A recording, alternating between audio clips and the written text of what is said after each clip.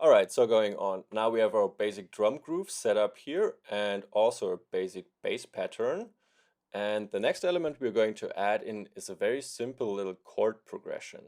And we're going to create a new MIDI track for that purpose. So I'm right-clicking onto my bass track and insert new MIDI track. And we are going to our course files folder, to the samples, and we're picking up Grand Piano Stretch. This sample, dragging it down here into the instrument area. So we have a simpler device loading up with that piano sound, and we're going to use this little piece of sound to create our chord progression right now. So I'm double clicking into the clip slot and we are creating a new MIDI clip. By default, my piano roll here is on fold right now, but I want to avoid that. So I'm opening up, I'm deactivating the fold. Be sure to follow along. And I'm bringing it down a little so we can still see our clips up here. And now the first thing I want to do is adjust the length of that clip, because by default we are starting with 1 bar. And we're going to use 8 bars for our little chord progression here. So I'm hopping over to the note section where it says length down here. And right now it says 1 bar. And let's click into this field and add in 8 bars. Now we have 8 bars here to work with. There are several ways of doing this. We can use our MIDI keyboard to play our chord progressions, or we can record audio, or we can take the manual approach and just draw it in with our mouse. Okay, so I'm using the magnifier to find the area I want to work in. And I'm going to start with F3 as a root note for my little chord, for my first chord. And now I have a very short note, so right click and fixed grid, adjust this to say quarter notes. And I'm selecting this one, deleting it with my backspace key, double clicking on F3 again, and I'm dragging the note a bit longer. And actually I'm going to use 2 bars, so I'm starting at bar 1 and I'm finishing at bar 3. So this is going to be the root note of my first chord, and we are going to use a minor chord at first. So we're going to write a minor chord here, and also our entire song will be kept in the F minor scale. F minor will be our first chord as well, and a minor chord is achieved by having a minor third followed by a major third. What does that mean? We are starting at F3 here and we're skipping 2 semitones to achieve a minor third. So skipping these 2 semitones, and we have G sharp up here. And then I'm skipping another 3 semitones to enter my major third, and we're ending up on C4 up here. So this is the anatomy of a simple minor chord. It would be a major chord if this note would be an A. Alright, so our standard velocity is a bit too high here, so I'm opening up the velocity view down here. Let me quickly deactivate those preview headphones, select everything, and bring down the velocity to value around 80 maybe. Now I can activate this preview editor again. Okay, so this is our basic F minor chord. Closing down this view a little bit. And actually we want to use this chord an octave lower. So how do we get an octave lower? We can select everything and then just drag it down an octave, or we hit Shift arrow key down on our keyboard while everything is selected. Now we are an octave lower, starting at F2. Actually, we want to tweak this chord a little further. We want to make it an F minor 7th chord. And by the way, if you're completely new to this, we have a course called Harmony and Chord Progressions, where we're going through the basics of music theory and how to write chord progressions. And you can check that one out if you're interested. So going on, tweaking this little chord a little further, the first thing we want to do is add in a bass note, and we're going to pick our root note, F2, and we're just going to play it an octave lower one more time. So I'm going down a little bit, going down to F1 here, and I'm actually going to pick up this MIDI note and copy it down here, because then I also will copy the velocity. Okay, so we are selecting F2 here and holding Option on Mac or Control on Windows, I'm dragging it down an octave. And now we have our bass note playing along here. That's our first edit. And also we're going to play this chord in our second inversion. So I'm bringing C3 down an octave.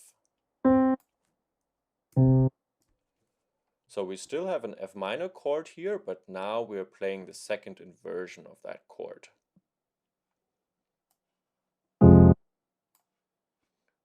Actually, let me stop everything here and just play the chord by playing the clip here.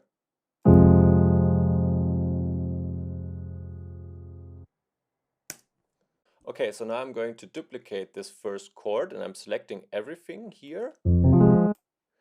And I can hit Command D on my keyboard to duplicate the chord. And it's copied to our next two bars here.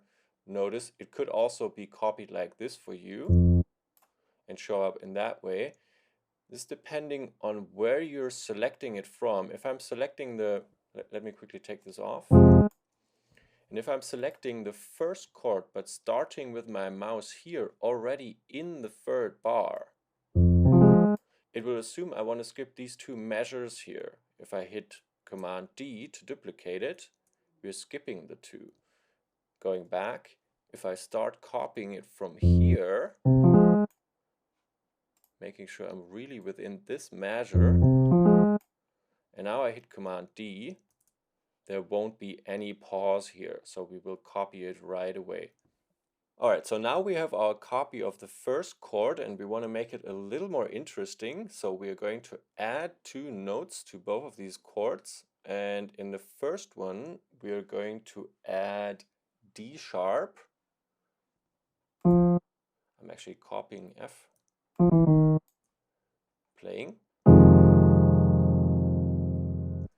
By the way, if I select a note and I hit 0 on my keyboard, I can deactivate the note to A-B the difference we are making with that note.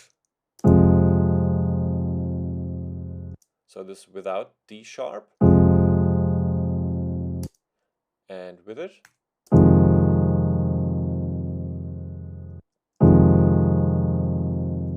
Adding a bit of a twist here, and we're going to do the same thing but in a different position in our second chord. I'm copying D sharp and putting it to G up here.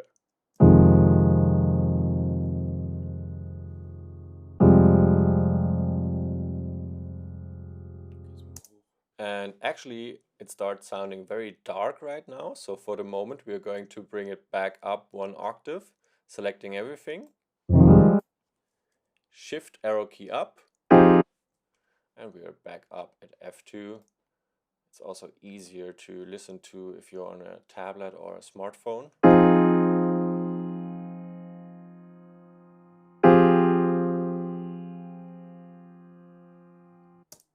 Alright, so we're ready to go. We're going to enter our next chord, and we're going to put in A sharp minor 7th. So we are starting at A sharp here.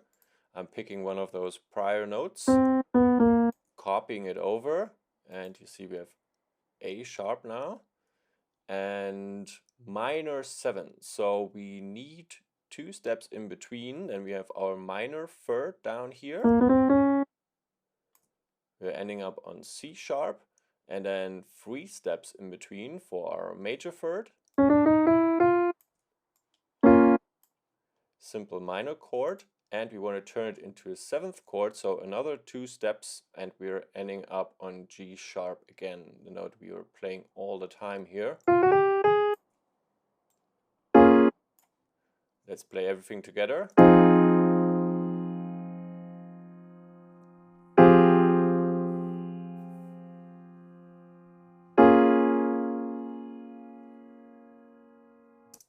You kind of want to resolve it right now, so we are going to put in our last chord, and this one is going to be C sharp major 7. And we're starting at C sharp here, so I'm picking up another note down here, copying it over, and C sharp major 7. So we're starting with a major third first, skipping those 3 notes. You can see we will end up on F again. And another 2 notes for the minor third. And our 7th chord will end up having a C up here.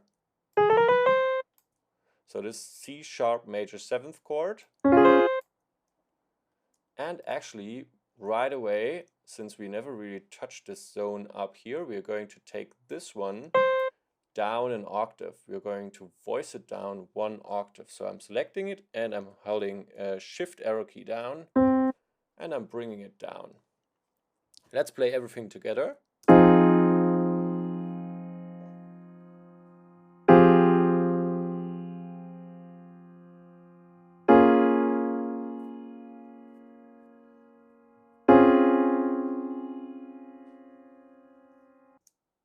Alright, so we still want to make a couple of adjustments to this area here. Actually, A sharp is our root note for this chord and C sharp is our root note for this chord. And we just want to make sure we really establish the root note also as bass note of this chord. So we're going to bring it down 1 octave. And actually I'm going to do the same thing with my A sharp here. And now we are also getting rid a little bit of the tension around C here in the last chord. And we can quickly play back the last 2 chords, which is also a nice new feature in Ableton 10. If you have MIDI information, you can actually click here to just play back the last parts and it will still play this part of the song even if we're not starting the playback at the beginning of the note. Schön, dass das nicht funktioniert.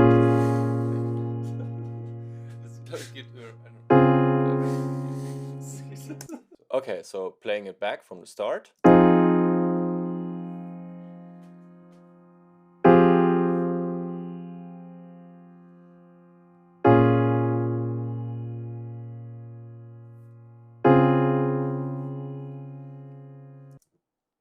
Okay, we're going to play it again and use this one as playback.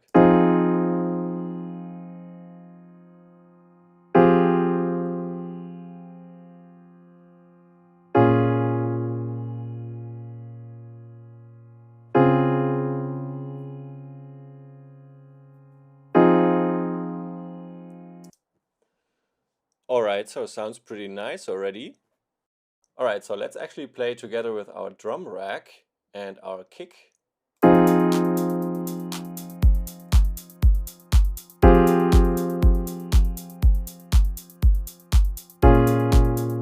Actually, I need to stop because we need to take down the overall volume of our grand piano a little here, because you see this one shows yellow information above 0. This is, we're clipping a little bit. So I'm bringing it down a couple of decibels, going to -6, around -6. If you're wondering, okay, where's that 6? If I'm hovering over this knob and you look down here, you take a look into the status bar down here, you will see the exact value I'm applying. And let's play it back like that.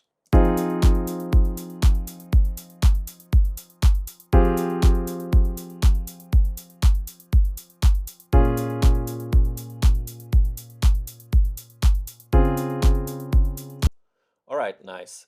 So going back into our chord progression, we could make it maybe a bit more interesting by changing the positioning of the start of our chords. So I'm going into the beginning here, right click, fixed grid should stay at an 8th note. And actually I'm going to try to play my second chord a little earlier compared to the grid. So selecting the first one, shortening it by an 8th note, selecting the second one, and placing it here. So we're playing it into the beat already.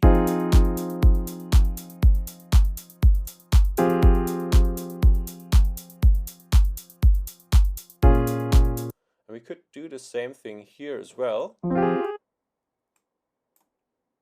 And play this one a bit too early.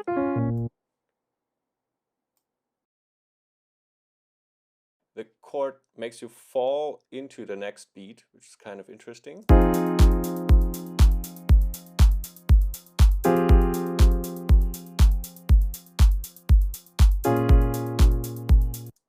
So just a little more groovy in that way. And actually we can play around in this area here, shorten this one a bit further. And playing a little variation of the chord. We're going to play an F minor chord. So, no, actually I want to copy one of those, or let me open up the velocity just to make sure the velocity remains the same. And play F, play G sharp, and play the second inversion of the chord, so we're playing C. And we're also going to play a different bass note here, which is going to be G sharp. And actually one octave lower, so G sharp 1. Okay, let's test this out.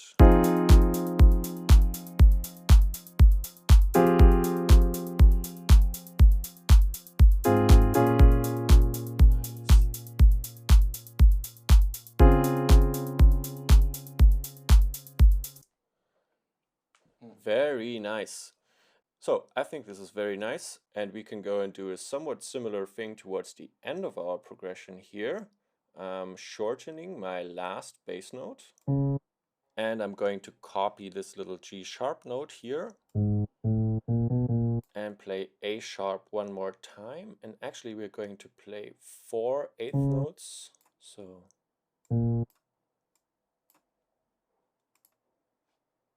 this is what we have. So we're basically starting at 1/2 of the 8th bar here. Playing back everything.